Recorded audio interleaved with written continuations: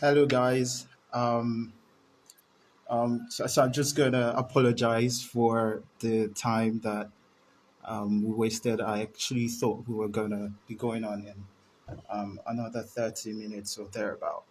Um,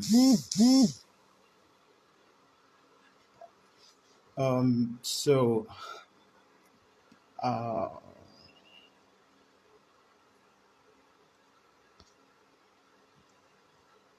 give me.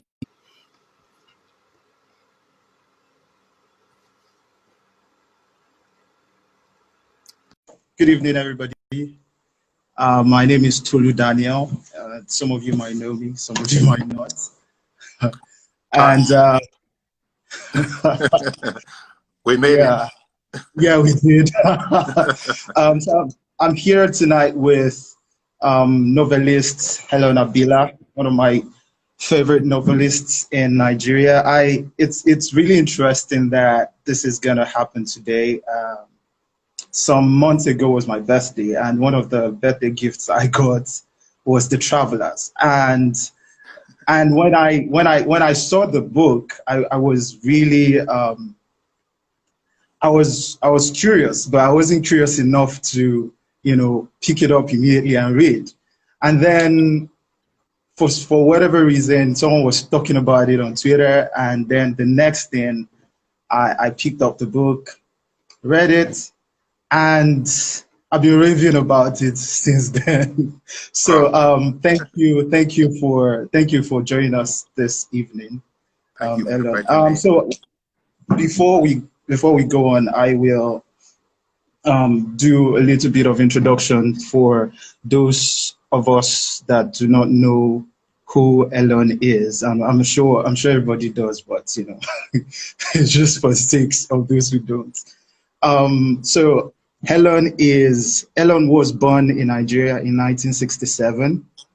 He studied literature at the University of Jos and taught at the Federal Polytechnic Bauchi before moving to Lagos to work as a journalist. In Lagos, he wrote his first novel, Waiting for an Angel, which won the Ken Prize in 2001. His writing has won many prizes, including the Commonwealth Writers' Prize in 2003. In 2005 to 2006, he was the first Chinua Achebe Fellow at Barts College in New York. Um, he's a contributing editor to the Virginia Quarterly Review, and in 2006, he co-edited the British Council's anthology, the Anthology of New Writing, Volume 14. His second novel, Measuring Time, was published in February 2007. He currently teaches creative writing at George Mason University in Fairfax, Virginia, where he lives with his wife and children. So you're welcome again, Elon. Thank you. Thank you for having me. I'm excited to be here. Okay. First things. So I had this questions written in front of me because I am super, super excited. You could see it in my face, literally. Um, I want you to read from the book. Just read a portion of the book, and so we can start from there. You know. Okay. I think the easiest thing to do is just to start from page 1. I'll Okay. do that. Maybe I'll All read for right. like 1-2 pages or so. Okay. Okay. We came to Berlin in the fall of 2012, and at first, everything was fine. We lived on Vogelstrasse, next to a park. Across the road was an apotheker, and next to that, a retirement home, and next to that, a residential school for orphans. The school was once a home for single mothers, but eventually, the mothers moved on, and only the children were left. The school is made up of 2 cheerless structures, one noticeably newer than the other, behind waist-high cinder block walls and giant fir trees. In the evenings, the children ran in the park, jumping on trampolines and kicking around balls, their voices cutting through the frigid air, clear as a bell ringing. In the mornings, they sat in the courtyard behind the short fence to craft wooden animals and osier baskets under the watchful eyes of their minders. Once, out early with Gina, one of the boys, anywhere between the ages of 8 and 10, sighted us and rushed to the door wall. He leaned over the top, almost vaulting over, his face lit up with smiles, all the while waving to us and shouting, "Chocolada, chocolada." I turned away, ignoring him. Gina stopped and waved back to him. "Hello." How his eyes grew and grew in his tiny face. Surprise mingled with pleasure as he ran back to his mates. He repeated this whenever he saw us, and Gina always indulged him, but I never got used to it. I never got used to the thin, eager voice and how the other children, about a dozen or so, stopped and raised their eerily identical blonde heads and blue eyes to watch him waving and calling, "Chocolada," as if his life depended on it. I'll stop here. I figured you would too. That was a place to stop. Yeah. that was a very really interesting opening to what I found to be a very interesting book. One of my when I finished reading that portion, I think I tweeted that Helon Habila came with in all of his power to this kind of book, because these are the kinds of narratives that I like reading. These are the kinds of things that I want to write as a writer myself. And it was really interesting to also find out much later, which is something that I'm going to get into much later during this conversation, about how, some of these characters, I think you mentioned it somewhere, that some of the characters in the book were actually real people. And so so one of my first question to you naturally is then that the idea to write this kind of book, I mean, why did you choose to do this at this point, at this time? Well, some books, some stories, you look for them, and you find them, and you write them down. But some stories find you. So I would say that this story found me. I didn't really plan to write about migrants in Europe. It just happened. It's a found story, if you like. I was in Berlin for 1 year doing a fellowship, and I went there to write a different book totally. For a book that I had signed a contract for with my publisher already, and I had this 1 year of fellowship to go to Berlin and just write that book. But when I went there, things changed. I was there in 2013, and that year, the year I got to Berlin, there was a boat mishap in the Mediterranean. A boat sank with African migrants in it. Yeah. And, there was a lot of publicity about it. Even the Pope, I think, said something at that time about it. So I was invited by a German newspaper to write, my view, my opinion about the mishap. And that's how I got into this whole, story thing about the migrants. I started interviewing them. I started talking to them, and I began to notice them in Berlin, in Europe. I had been there almost 6 months. I hadn't really paid much attention to what was happening. Of course, I was seeing them, but I never really saw them, if you see what I'm talking about. Yeah. So that was how I got into it. I started interviewing them, and the more I heard about about their stories, the more interested I got. And that's how, one thing led to the other. And I totally forgot the other novel that I came to write in Berlin. And I had to just write this one. There's something compelling about it.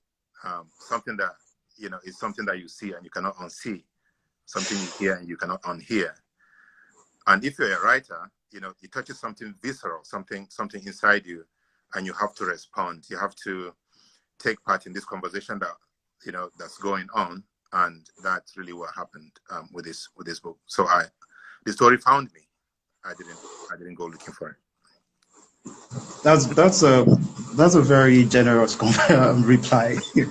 um, okay, so moving on, one of the first thing I actually wanted to say to you was that congratulations on getting shortlisted for the James Tate Prize. Thank I you. don't know. Yeah, I saw that. I think yesterday or the day before. So another thing I wanted to talk about, with regards to the book, is the urgency with which the characters, there was this thing that kept on happening whenever our unnamed narrator gets into certain spaces where someone would just like, yeah, Oga, come on, you have to listen to this story. Yeah. It was almost, it was one of those things that initially when I read the book for the first time, I was thinking, okay, what was this about? Why him? Why is he moving through all these spaces and all these people kept on, grabbing him and insisting on him listening to them? So I wanted you to talk about that briefly, if you can, if there's something to talk about. Yeah, that's a good question. I think it's about being heard and being seen. Here is this people who are visible outsiders. They are others in this space that's Europe, that's very white. And they pass through this space, basically unseen, even though they're very visible. But these people don't see them. What I mean by they don't see them is that they don't see them beyond them being refugees and statistics for them and just, unseen. So they are quite happy when they meet this narrator who actually sees them.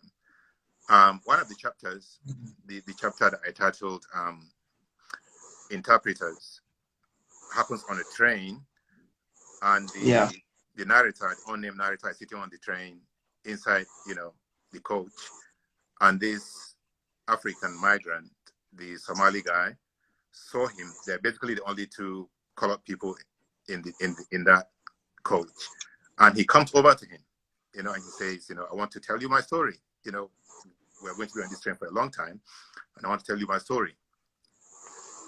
So basically, he wants to be seen. He wants to be heard. He wants to be seen beyond being just a statistic. He wants to be seen as a father, as a husband, as a human being. And he thinks that if he tells the story to this guy would actually listen to him and see him. So it's an act of interpretation. He is interpreting his own experience for himself. And he's also interpreting it for the listener who is listening to him. That's our main character. And then there's that level where I, as a writer, I'm also interpreting that story for the reader. So there's all these layers of interpretation. And the more you interpret it, the more you understand yourself. And I think the characters, the more they tell their stories, the more they're also they are reminded of who they are.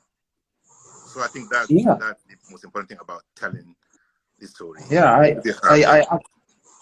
I actually got a sense of that in that whole idea of interpretation.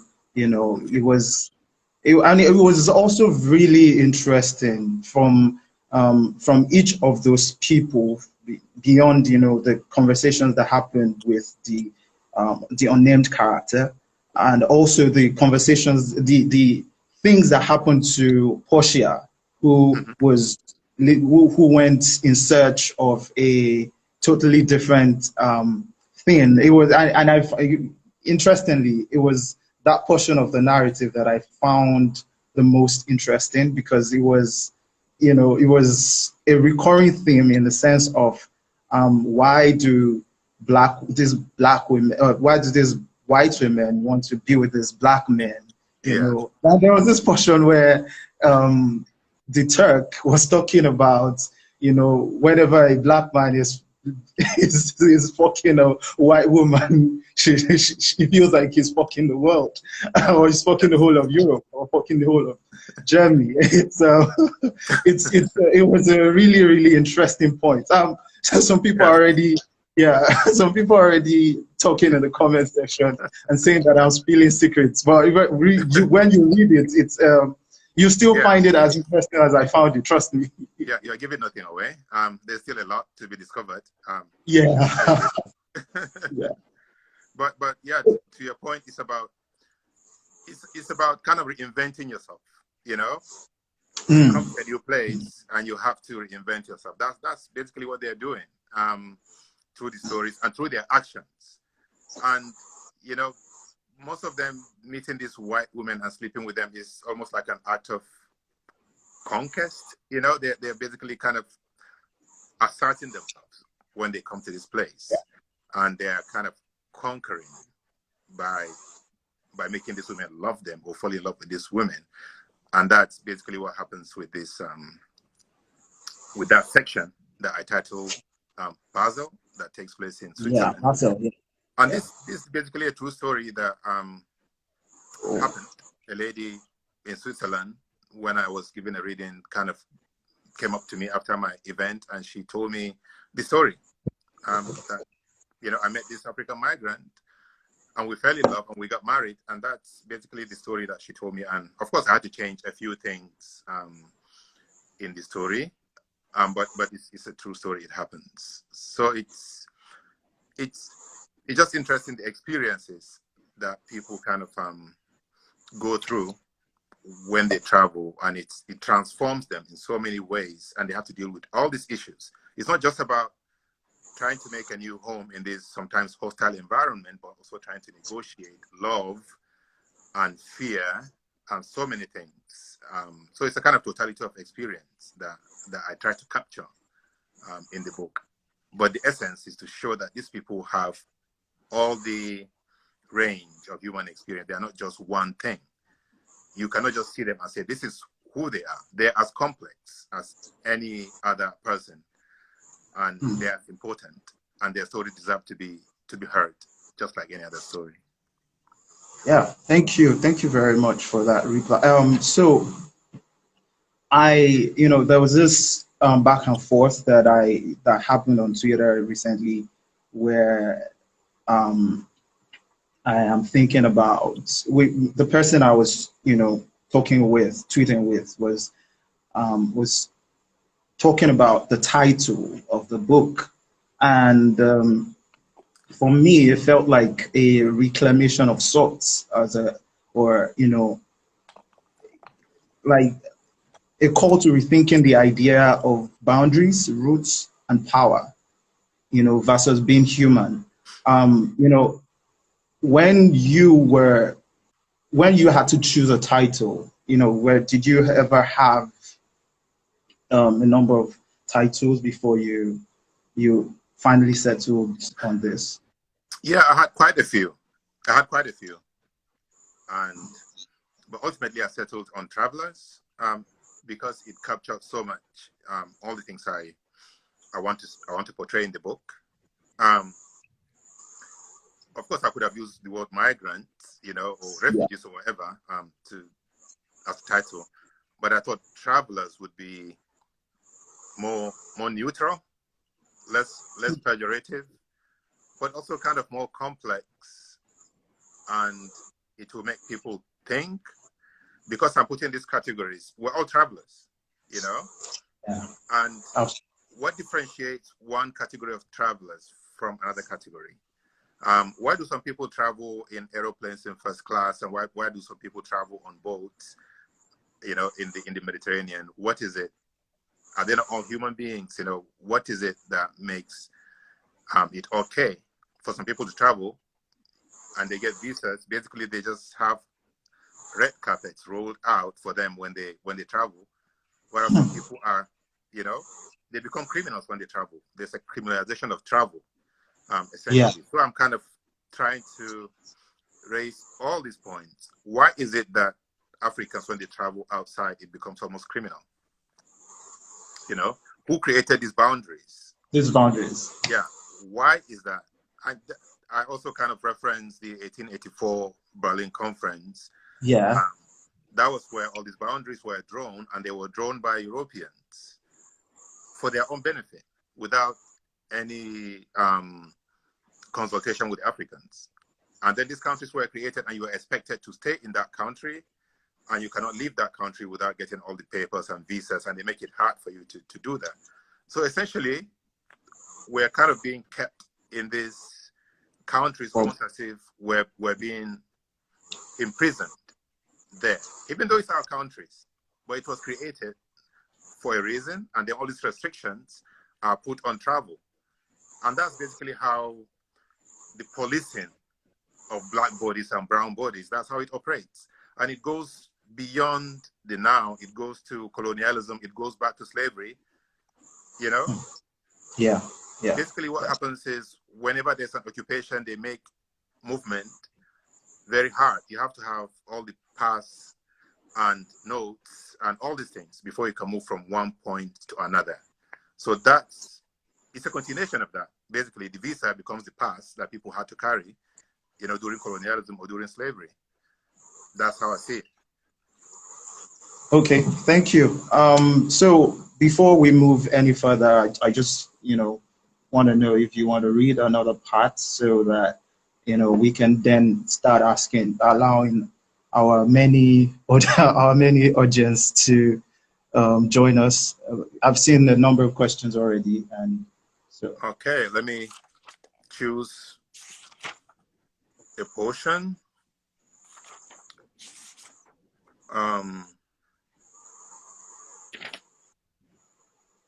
Okay, I'll just read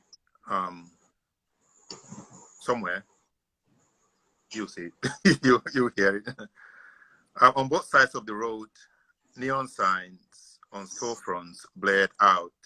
Mark Fit, Mark Paper, McDonald's. A very American top layer over the more traditional back streets and side streets and sleepy quarters that still throbbed on, timeless, like the tram tracks buried beneath the concrete and tarmac.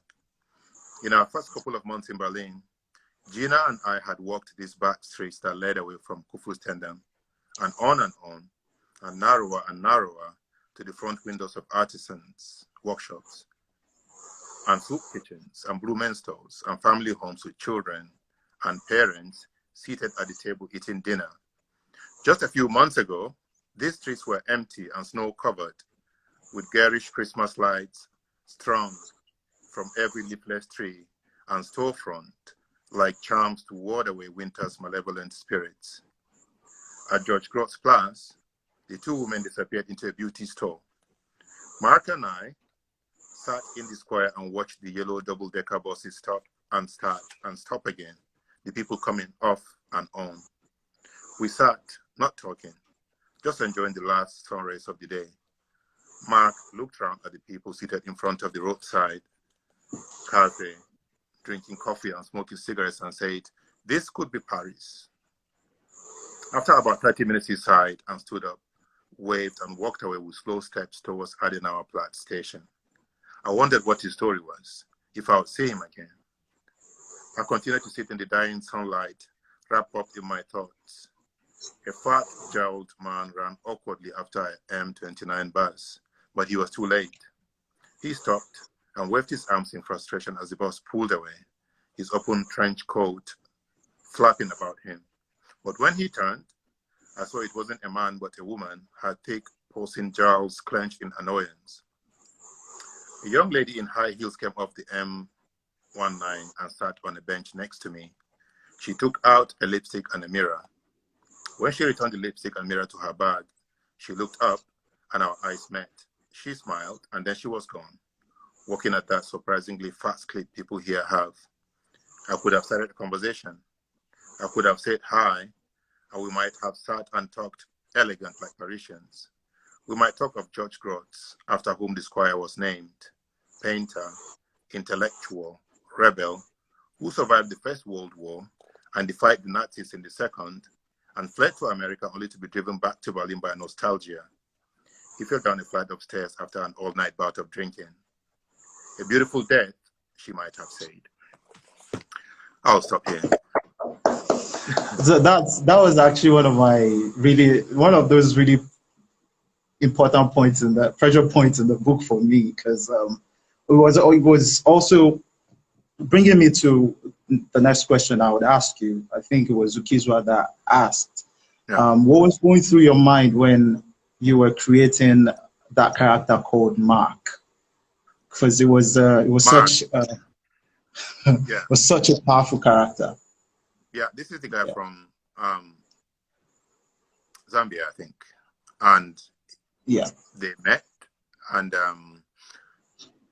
they become friends with the narrator, and because he came to the narrator's house, because the narrator's wife is a painter and she's painting migrants, and she's paying them per session, and Mark comes, he wants to be painted. Of course, she turns him away because she says he's too young, and she wanted faces that have all the lines, and marks, more stories. and stories on their face. And Mark doesn't fit that, but they become friends. And so Mark is interesting because the whole book is about, like I said, reinventing yourself. And I think Mark becomes, a metaphor for that self reinvention. So he comes from this place, from Africa, and transforms himself into this person in Berlin, so many levels, including his own story, his own gender, and everything kind of reinvents himself. So it's about changing. When you migrate, basically you're trying to become a new person. And that's, I think, Mark becomes like the epitome of that idea. It's kind of emblematic of that idea. Yeah, it was. It was also quite.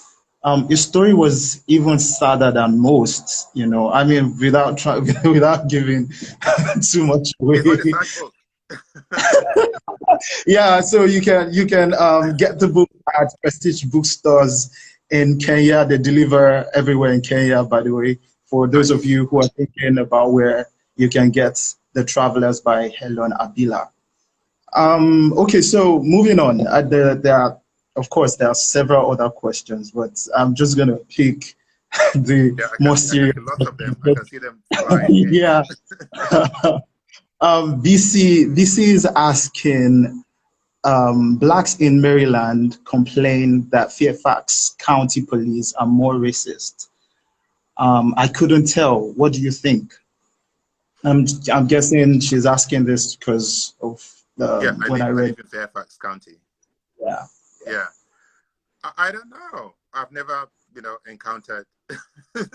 I've never had an encounter, with the police here. So I just follow the news, and I've never really seen anything. I mean, I've lived here for 13 years. I've never had even a driving ticket. Even a speeding ticket. Never happened. So I cannot comment on that. But it's that's what all the Black Lives Matter movement thing is about police brutality. It's a thing that happens all around us in America. It's a reality everywhere. So it's not just about Fairfax County. It's a kind of the whole system. That's how the system was designed to keep Black people down, essentially. And again, speaking of Mark, go ahead. There was a bit of commentary on Black Lives Matter. When Mark was invited to his house. So I was going to ask you this question. It's my question. How much of the unnamed character was you? Sorry.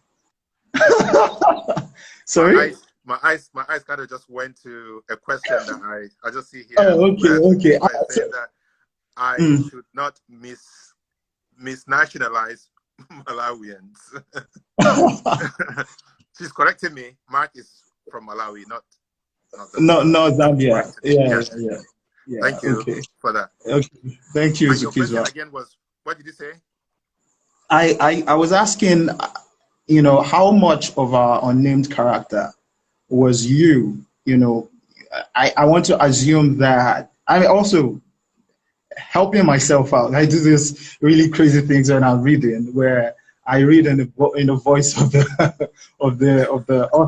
So it helps me. So I kind of was picturing you for most of the time. So how much was was that story yours, and how much of it was also fiction? This is a question I get all the time, so it's not only you. It's it's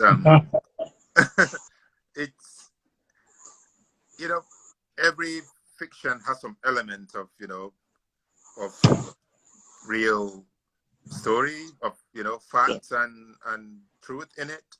And there's nothing you can do as an author. Basically, you have to take material from your life to write about.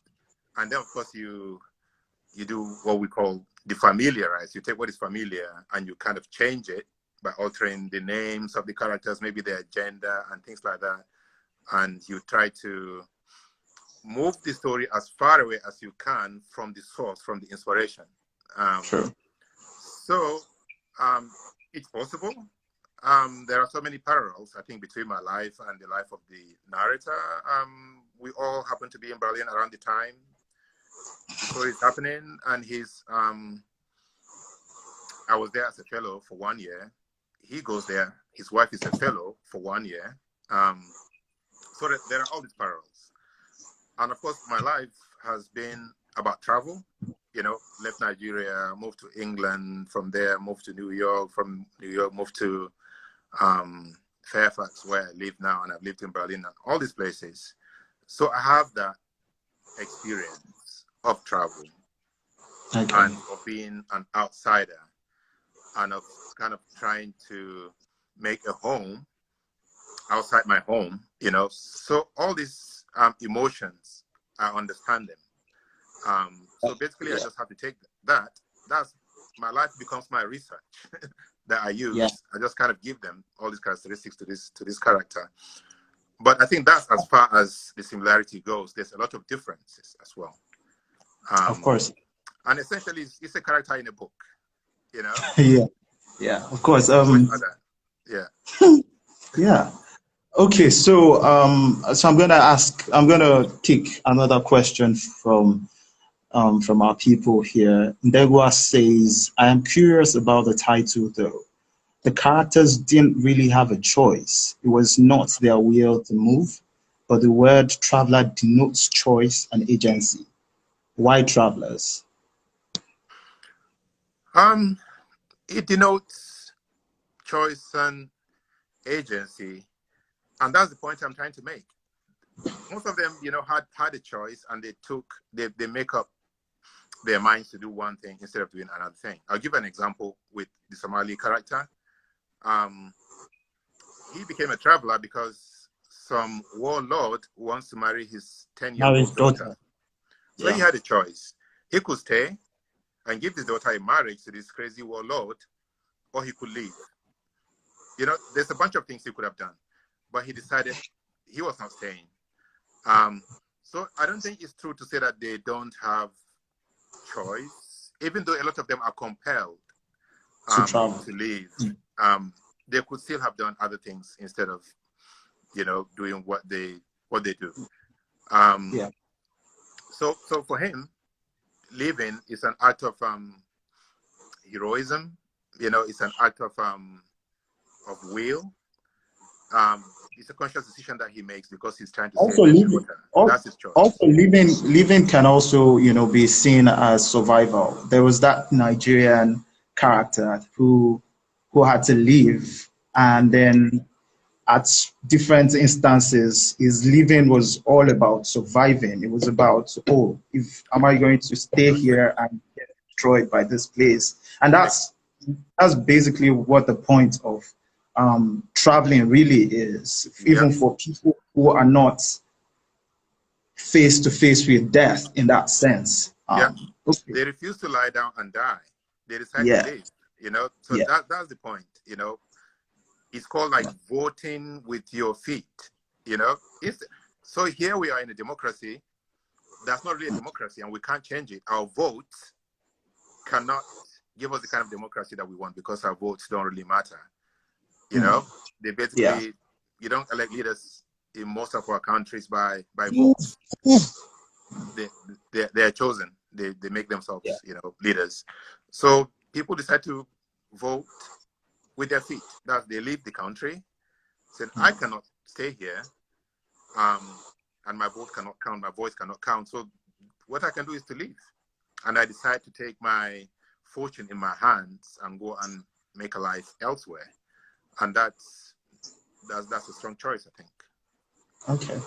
Zukizwa is asking, you bring in quite a few different characters in Traveler that at first seem unconnected, and yet you managed to fully explore each character. How did you manage to achieve this? This is actually one of the questions that I was saving for last. But yeah, you can go ahead and ask now. You answer it now. Yeah, that was, I think, the hardest part of writing the book for me, was to kind of connect these characters, to try to find a thread that connects them. There are about 6 major characters in the book, and each one of them has, his or her own story, and they all happen like in different cities. They all have their motives and what they want. That was the challenge for me, and I interviewed most of the characters in the book, like I told you, there, based on actual interviews that I did with people. So they all have their stories, and it took me like 1 year trying to find a thread that connects them, because I didn't just want to write short stories. I wanted to have a novel with a plot that runs through the different stories that connects them. And so it took me almost a year, trying to find a way. So what I did was to look at all the things the similarities, the parallels that they have in their stories. And there are quite a lot of them. Basically, it's about travel. It's about being an outsider. It's about trying to make a home in a strange place. And it's about being seen. So I took all these common elements and I tried to weave the story that connects them. But essentially, that's, I just thought I just had to make it interesting as well. How do you bring these characters together and make them interact? And when you have the first draft, it looks as if it's disjointed and it's not going to work. Then you have a second draft and a third draft. Then these characters begin to assume a life of their own, and they become, people in their own right, and they begin to interact with each other. It's almost like a chemical reaction. They begin to interact, and some become friends, some become enemies, and they kind of I don't know. But that's it. That's essentially it. That's just how they interact and they become. Okay. Yeah. So apparently there's a question. This thing is making me laugh. Yeah. I'm sure I'm going to destroy. I'm not going to ask this question well, and they're probably going to have my head for it. My head is big enough for them to take anyway. It's apparently a Bernardine Evaristo question. Something about sex, and I'm swallowing really hard, to ask this. How many? Goodness, I'm such a. I don't know. This I is very mischievous now. I don't know. So I think also it's the bigger issue for me is that I do not know the precise question. So maybe I should look down. Maybe someone would have helped me. Well, I see a very interesting question here. There's an interesting question here from Maza Mingeste. Yeah. She said that okay. written both fiction and non-fiction. What are the similarities and what are the differences between fiction and non-fiction? And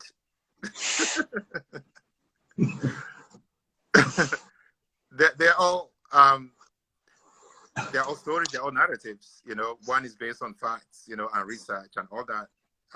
Fiction is also based on research, but the ultimate thing with fiction is try to bend the facts, facts to fit into the fictional world that you are creating, and you don't have to back up your stories or whatever you're writing with actual facts. So fiction is just basically some kind of truth, but not factual truth. I think that's the difference for me. Yeah. Wow. So there's an So hashtag. have you found this next question? Finally? Yeah, I know how to answer the question, to ask the question now, because there's an hashtag Tolu must fall. Because it just feels like they think I am pretending. So apparently, how often in a day do you have sex? That's the question. Wow. I don't. Sorry? I don't. I'm still a virgin, so I don't know. Oh my goodness. Oh my God. Okay. I'm Then, sure that so question must have come from Zuki. That's a crazy question. no, it is actually an Afrolit sans Frontières question. I've seen Oh, really? different shades, since season 5 started. Actually, Yeah, I'm still a virgin. okay, that's good. That's good. Virgins here. Anyway, also there was another question earlier about sex for pleasure or sex for. I mean, there are lots of questions about sex here. You can see. Yeah, And this is moving like really farther and sorry. farther away from travel and migration. Yes. We're traveling away from our subject matter. You know, Zukizwa says, how do you hope to win the Booker Prize if you do not want to talk about sex? Oh my gosh. Okay. Nice. Anyway, there are still questions here, so I just need to look for them. Well, apparently I am still cancelled because, damn, Tolu must fall. Jesus, what is Tolu must happening? fall. What did I ever do to you guys? Let me look for it. I just can't seem to. I mean, okay, so they seem to want me to, give you context. They're Bernadine, giving you a hard time. yeah, Bernadine says she does 8 times. I mean, you have Oh, children. How did you do children without sex? it's virgin birth. It's a miracle. Oh wow, yeah. 8 times. Wow. 8 times. 8 times is fantastic. So Troy says I should ask you, which one do you prefer, poetry or cocaine? That's mad. Let's go with poetry. Oh man, you're such a proper person. Oh goodness. Okay. Somebody's asking, how do I keep my head shaved and bald in the time of in the time of COVID? Okay. So I have another question to ask you. Yeah. How has COVID-19 affected how you think about the world? I mean, that's a very serious question. Well, interesting question. I think a lot of things have changed because of that. I'm talking as a writer. You are in your room for 1-2 years trying to write a book, and you are alone, isolated, and then you finish the book, and then you travel. That it gives you some kind of joy to travel and to meet your readers face to face and to get all that feedback and interaction with them. Usually, but with COVID now we're doing this online. There's no travel. You don't really get to meet your readers, and I think it affects the psychology of the writer, and it's becoming so kind of more and more isolated. No literature festivals, for instance. No give and take with your readers. You don't get that instant feedback. So I don't know if it's going to affect writing itself eventually. this kind of psychology. But you know, it remains to be seen. But this kind of intense isolation has to have some kind of effect on the writer, and I think on the writing ultimately. Okay, that's pretty decent. Someone else asks, how do you choose the titles of your work? Measuring Time, Waiting for an Angel. You know, how do you make those choices? Yes. You know, sometimes they come. Sometimes I get the title before I even write the book, and sometimes they come after the book is done. And often I would have like 4, 5, 6 titles. Then I'll choose from them. I think that's a common thing that most authors do. Yeah. And sometimes I send it to my editor, and then we go over the titles, and then we decide, oh, this looks like a good title, you know, because of this and this reason. But with Travelers, it just kind of came to me because it captures, like I said, everything that I want to say in the book. So that was quite easy with Travelers. Okay. Emma Shercliffe is also asking, she's saying, I think Helon said he had to put writing Travelers on hold to research or write Chibok Girls. Is that right? And was it difficult to get back into the Travelers again after the Chibok Girls? Yeah, so I did all the research, and I think I did the first draft of Travelers, then I had to put it down. And I did the Chibok Girls. And it's also for the same reason, because it was such a compelling thing for me that I had to write about it. I had to travel and go to, you know, Chibok and meet these parents and some of the girls that escaped and write about it, because I just couldn't keep quiet. And I had to do it. I also knew it was going to be a non-fiction book. It was not going to be fiction, because I wanted to say something immediately, and I wanted to be unambiguous, and I didn't want it to be, you know, like a kind of metaphor or a story. You know, with novels are usually metaphoric, and if I were to write a novel about the Chibok girls, it could be interpreted as, you know, I'm writing about girls all over the world and kind of symbolic oppression of girls. But I wanted it to be specifically about Chibok and about the Chibok girls. It's not like a metaphor for anything. So I think that's also the difference between nonfiction and fiction. With nonfiction, you're being specific, you're being unambiguous. But with fiction, you're kind of it's a kind of ambiguity, which is very, very important in fiction, because the ultimate meaning doesn't have to be specified or said. It's the reader who determines ultimately what meaning is in fiction. But with nonfiction, you can really pin it down and say, this is what I want to say.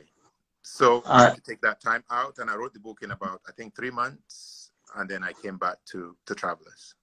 Yeah. Okay, that's fantastic. I remember seeing you at Ake Festival on a panel with Tejuko and Kadaira Ahmed, and you know, she made this comment about Chibok Girls being a lightweight book. And then when you were reading, you looked at that at the point and it was like, lightweight, huh? It was a very interesting thing. You know, she was giving us a hard time, me and Teju. Yeah, you know, fast forward. There to attack us. Yeah, it was. Fast forward to Nigeria. I like doing events in Nigeria, because there's no kind of politeness. You know, people will stand up and say, you know, your book is shit. I don't agree with you in this. I don't like that. Whereas here, you know, people are very polite and they won't tell you anything like that. But sometimes I forget. So when I go to Nigeria, I'm very polite. Then I remember, okay, it's, you know, it's an Agberos. We have to get down and fight. But that's the beauty of it. I like it. Yeah. Okay. So it was a really interesting conversation you guys had back then. So moving on, Ndegwa is asking, which Nigerian book would you not save if your library was burning down and one had to go? That's a terrible question. Oh my God. That I will not save? Yes. Oh my. I'll try to save all of them. Oh yeah. So let me put it out. I will try to save all of them. Oh, okay.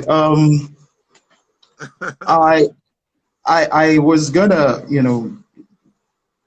also talk about, can't seem to find it. There was this tweet I saw yesterday where, and then immediately I saw the tweet, I just remembered your book straight up. 80,000 Nigerian youth held as sex slaves and in forced labor abroad. I want to know.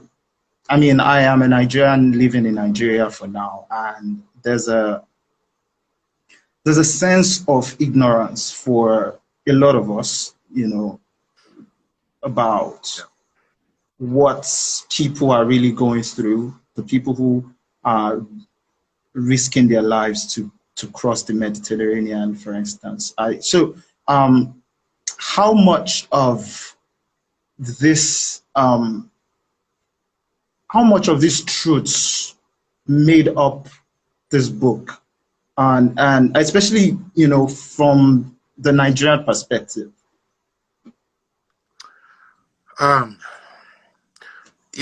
It's about why people travel, why people do the things that they do, and we talk about it all the time, and we kind of point fingers at people who travel, and we say that they should maybe stay at home. Why do they do this thing? Why are they embarrassing us?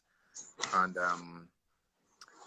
but I think the finger pointing should be at our politicians and our governments that refuse to make our countries work.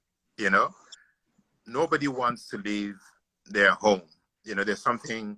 I think it was Said who said one of the most kind of underrated needs for a human being is the need for a home. Nobody wants to leave their home. There has to be a compelling reason for people to leave their homes. And especially for a Black man to leave Africa and to go into the West, and be this other, there has to be a compelling reason for it. And when we talk about Black Lives Matter and all that, we should make Black Lives Matter in Africa, in our countries. That's what our leaders should try to do. If they can do that, nobody would travel. Nobody would go anywhere. We'll all be home. But look at the universities, for instance. Let's start from there. If you're a professor in a university in Nigeria, basically the government is underfunding the universities. They are underdeveloping them almost deliberately. No money for research and all that. What do? You want to teach, but you cannot teach. Your hands are basically tied. You never reach your potential as a scholar, as an intellectual. That's why people leave. Okay, fantastic. They want some kind of fulfillment in their lives, and they can't get that at home. So we're going to have to end right now and then come back in a few minutes because of Instagram live rules. So just stay tuned. So I'm guessing I'm going to miss some questions. So please, if you have written a question in the last few seconds, just help me rewrite them when we come back. Thank you.